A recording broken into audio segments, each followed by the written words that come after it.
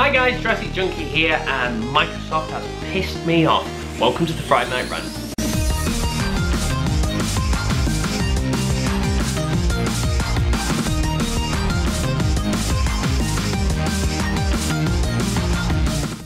So, I hope you've all had a great week. I do apologise that I didn't do one last week. I was very busy, and at the same time this one might feel quite quick because I've got time constraint with the camera because I've not had time to sort that out yet. At the same time I am incredibly busy, but it doesn't mean I can't pick up the camera and have a quickie. So before we jump into this Xbox news, the first thing I want to talk about is something which I just thought was so juvenile when I actually read it on the internet, and it is regarding No Man's Sky. Now, this game looks like a fantastic game that's coming out for the PlayStation, but this week they tweeted out there'd been a 3-year legal battle with Sky. Now, for anyone that lives outside the UK, Sky is a company that provide TV, sports and broadband. So just a typical like Comcast style company. But with their name being Sky, they took No Man's Sky to court with their use of the name. But after looking into this, I found out they actually also took Microsoft to court with the use of the name SkyDrive. Now that one I can actually give them because Microsoft have OneDrive, which originally was going to be called SkyDrive, which makes sense, Sky, Cloud, Drive. So yes, SkyDrive was a decent-ish name for Microsoft to come up with. But at the same time, Sky says no, you can't use that name, and I kind of can give it them because if Sky wanted to bring out a backup service to back up photos or something like that to put them on the cloud, they would potentially call it SkyDrive. So yes, it could be slightly confusing. So I'll give him that one. But then to say, no, you can't have No Man's Sky as a name for a game seems very odd because I can't see somebody just going into a shop and going, oh look, No Man's Sky, this must mean I get free sports package when I buy Sky Media. So yeah, it seems very odd that they tackled that in a name of a computer game, because if that's the case, why don't they attack like 007 for Skyfall and stuff like that? So it seems like they've looked at something that's not as big as 007, they've gone, we probably can squash them because they're quite small, but it's nice to see No Man's Sky actually has won that battle. So the next thing I want to talk about is a bit of depressing news, and a few videos back I had said the things I wanted to see from E3, and there was two particular things, and I actually forgot about one of them because I was so impressed with the other stuff at E3 now one of them being Sea of Thieves. That's the one I said I wanted to see a lot of. We did, I'm very excited for it, but the other one I completely forgot to talk about, and I forgot that it wasn't even there, and that was Criterion's new extreme sports style game. Now chucked a few clippets up on the last week's video, and I said that's something I really would like to see, and sadly EA have come out and said it's dead. They've got Criterion to completely drop the project now, and they're going to be putting them onto another Star Wars game, which is a crushing blow for me because one, I'm not a big fan of Star Wars, but that would never stop me playing a Star Wars game because I'm not stupid enough to go, don't like that, so I shan't play it. I did jump on and play the Battlefront. Very good game, but not my cup of tea because I like my nitty gritty shooters like Battlefield. But the point is, it's just annoying to see EA now have the Star Wars franchise and they're just pouring too much resources into it, if you ask me. So it's a shame to see that, especially someone who's not bothered about Star Wars. But even so, now we won't get to see this Criterion extreme sports goodness game because what they've shown us was limited, but from Burnout Paradise, it's like, yes, whatever you do is probably going to touch the gold. And then when I saw the half-assed stuff that they had, it looked really fun, and the game just looked like that's what it was. It wasn't trying to take itself seriously, it was just a fun game, and it is now dead.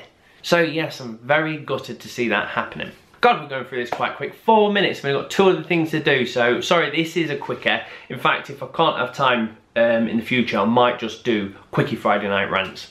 So the next thing I want to talk about is Xbox Scorpio. Now, when this was first announced, it's like, this is a super more powerful machine, it can now do 4K in graphics, but it did make me question going, does that mean every game's going to be in 4K, or what's going to happen with the hardware? Can developers do what they want with it as such? And Phil Spencer's come out this week and said, yes, the developers can do anything they want with it, whatever they see fit. So for instance, if they don't want to make a 4K game, they can make a 1080 game, and with the extra resources pour that into higher FPS, better draw distance, or whatever they deem fit. And I think this is a very smart move, letting it go down to the developer to do what they will with it. A few people are saying this is great because we're going to get better draw distances or potentially sharper graphics and stuff like that, and that's great because at the end of the day, I'd rather a 1080 game which has got really good textures and it's very immersive and it looks more realistic to life than to give me a 4K version of it that has to be dumbed down slightly. So I'd rather be the immersive lower resolution than the high resolution that's not as good. But that's going to be down to the developer to pick and choose. Now, a few people have been saying this is great because we're going to be able to get some really good physics puzzle games or something like that, because with the extra resources we'll be able to have some really good physics-based games. But I don't believe we will be able to when it comes down to physics and stuff. Now, the reason for this is Phil Spencer said that no one will be left behind. Now, I like this comment because what it's saying is Xbox One and Xbox Scorpio will both be able to play the same games. Now, that means if you get a game and you put it on the Xbox One, it will look good, and you put it on the Scorpio, it's going to look better. And that's pretty much how it should just lie. Now, when it comes down to physics, how can you do that between the two different ones? Because if one game has better physics than the other, then therefore they are different and people are left behind. So if it's online, for instance, and it's physics in Battlefield and something falls, if the Scorpio can do better physics and how it'll actually hit and smash, that will affect somebody else, because if on the Xbox One, they won't see it fall that way. It will fall differently for them. So therefore, both players will be seeing something completely different. And the same thing goes for if a puzzle needs you to bounce something in a particular way. If it all depends on really detailed physics, then the Xbox One won't be able to do that. So I think when it comes down to stuff like that, we won't see a massive improvement. But at the end of the day, we're going to have greater draw distance. And the thing is, it's more for me like the textures, the fog, the lighting. I want to be chucked into a world and I go, I could just easily take this for a movie. So hopefully more developers will aim for 1080 and better graphics than they would doing 4K and just hitting the 4K mark. Because I think too many people just go, oh, it's 4K, and I've seen 4K and it looks very, very nice, but I've also seen things look absolutely gorgeous in 1080. So I'm happy to stay at 1080 with just that injection of extra power. But the big thing I wanted to rant about regarding Xbox this week is something that's been there since the get-go, and I dabbled with and I played it and I was like, meh, it's alright, but it's not for me. But that's because I didn't need it at the time, and strangely enough, over the last 3 weeks I've jumped into it, and I've not just dabbled on it, I've fully jumped into it, fell in love with it, told all my friends about it. Well, in fact, one of my friends plays it all the time and he kind of got me into it, and now all of us are playing it, and it's Xbox Fitness. Now, to most people, they'll be like, oh, it's just a fitness thing. It's more than just a fitness thing. It's a fantastic way to actually lose weight, because you guess you can put Davina McCall's DVD and sit there going, oh, but the thing is, you can just go through the motions of it. Don't actually exert yourself. You don't properly push yourself. But with Xbox Fitness, the Kinect is watching you. It knows when you're bending your joints. It says, lift your knees up, do this, keeps pushing you, gives you a score, and it really does motivate you to lose weight and or stay fit, whatever you're doing it for. Now, I brought a few different things on there. I got a yoga one because I sit at a desk all day. So I got the yoga one so I could stretch my back and practice on that. I'm doing the Mossa Fighting Fit at the moment, which is brilliant. I've lost, I think, about £6. My friends lost £10. As for everyone else, I don't know, because we haven't been tallying it. But the point is, it works. And we've all got into it now, and we've tried to beat each other's scores. Every other day I'll get a WhatsApp picture of someone's beat my score and then I'll beat his, and it's really good fun. And when we went onto it yesterday or the day before, there's a message on there now saying, sorry, Xbox Fitness is about to close. Now, normally I'd be like, oh, I've seen games go, servers go, developers go. I've seen many things go in my gaming career, but I'm pissed off for two reasons. Now, one reason I'm pissed off because if that goes, there is nothing there to replace it. If a game disappears, you go, oh, I really liked that game, but hopefully this game can scratch that itch, and then you tend to forget about it. But with Xbox Fitness, there is nothing else out there. There is a few things like Shape Up, is it, and stuff like that, but Fitness felt professional and good, and it just worked. But the other thing that's pissed me right off is they've said, right, all the store's been closed as of instantly, so you didn't have a chance to go in and buy anything that you wanted. But what they've said is for all the content that's free, that would disappear on December, and for all the content that you've purchased, that would disappear in June.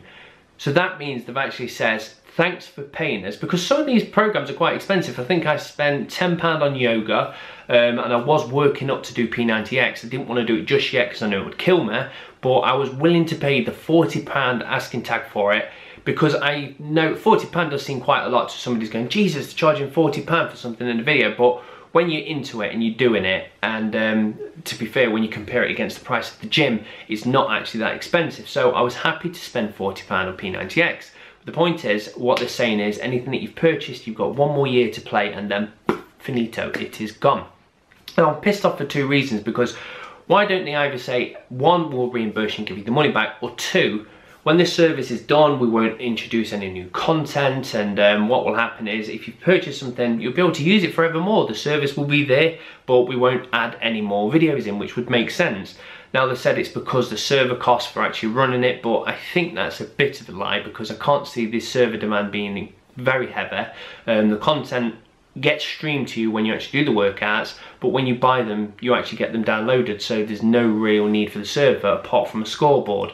So at the moment, I don't think many people actually knew about it, even including me, because the message popped up, and what do? Like every other terms and conditions, and closed it. Lucky enough, my friend's girlfriend read it, strangely enough, and actually found this out, so she sent it to me.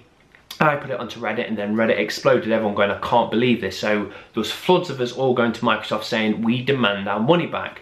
Now at the moment in the UK, we've been told they're looking into the issue and they'll get back to us. But in America, apparently they've been told, no, you won't get your money back. So I don't know what's happening at the moment. So I'm going to wait for Microsoft to get back to me officially. And if they say no, then I would definitely be kicking off and fighting to try and get this money back. It's £10. I know it's £10. I'm not even bothered about losing the £10. The point is, I want to argue it, because it's one of them things where when something gets introduced into gaming, like the online pass, when people lay down and take it, it paves the way for them to do it again. So I'm fighting just because of the principle of the matter, they're taking something away that we've purchased. But I would much prefer them to just go, we're going to keep Xbox Fitness, because I really did enjoy it, and still will do up until December.